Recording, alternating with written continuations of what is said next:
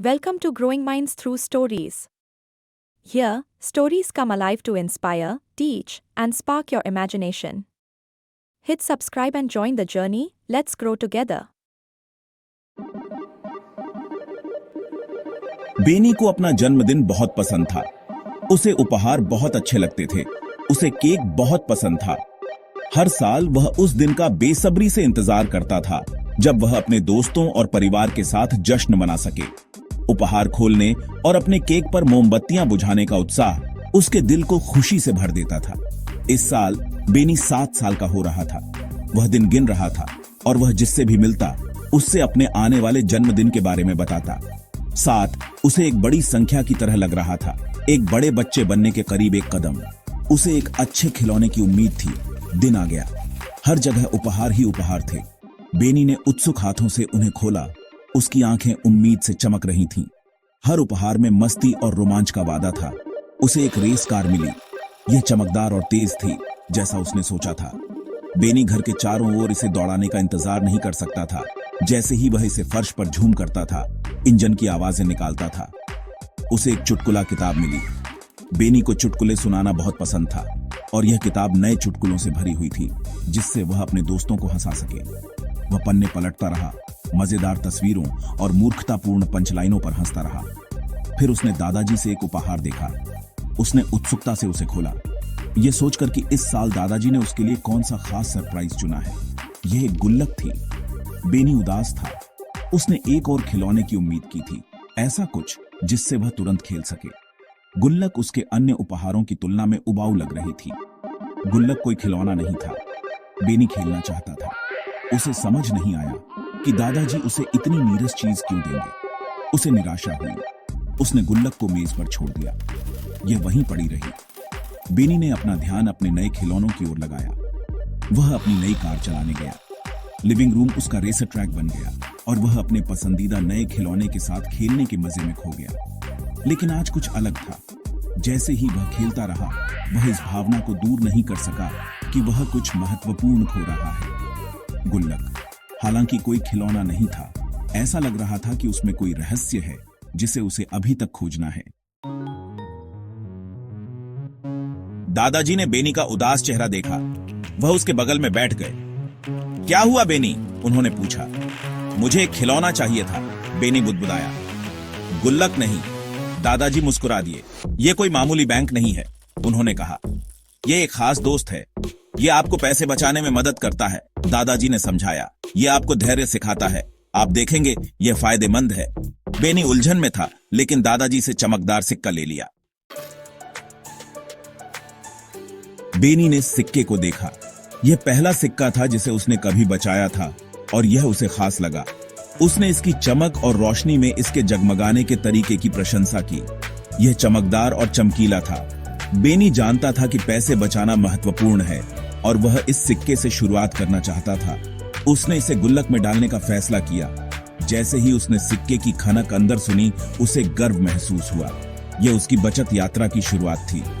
बेनी हर दिन सिक्कों की तलाश करता था। उसने घर के हर नुक्कड़ और कोने में ऊपर और नीचे खोजा। उसे सोफे के नीचे कुछ मिले। ये एक खजाने की खोज की तरह था और उसे जो भी सिक्का मिलता था वह उसे और अधिक उत्साहित करता था। उसे फुटपाथ पर कुछ मिले। बेनी हमेशा तलाश में रहता था और उसका संग्रह लगातार बढ़ता गया।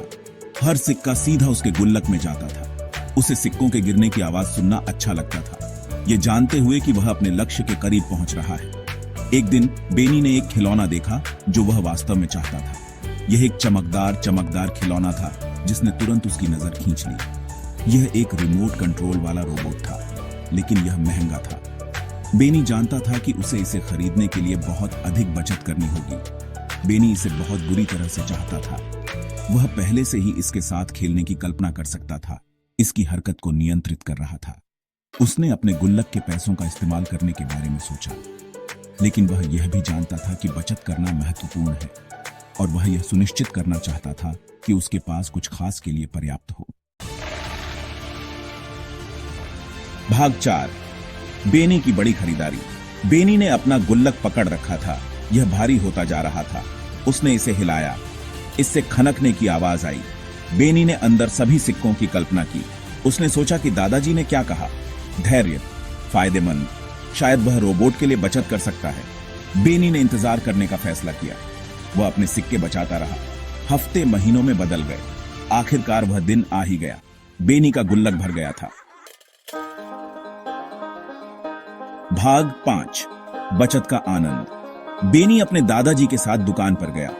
शनिवार की सुबह धूप थी और बेनी उत्साह से भरा हुआ था। वह हफ्तों से अपना पॉकेट मनी बचा रहा था और आज वह दिन था जब वह आखिरकार इसे खर्च कर पाएगा।